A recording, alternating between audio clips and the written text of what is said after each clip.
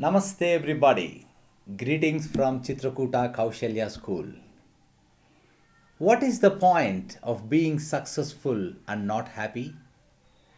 Is that success worth having? My mentor always said, a person who is not successful in his family cannot be successful outside either, because happiness sprouts out of relationships.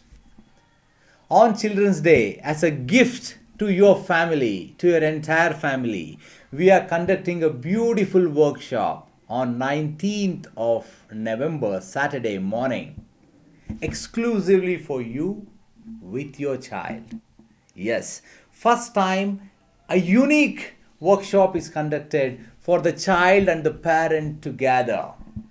And the objective of this workshop is to strengthen the bonding between the parents and the child, to make this beautiful relationship even more deeper, even more meaningful, even more colorful. Even the grandparents are welcome to be a part of it.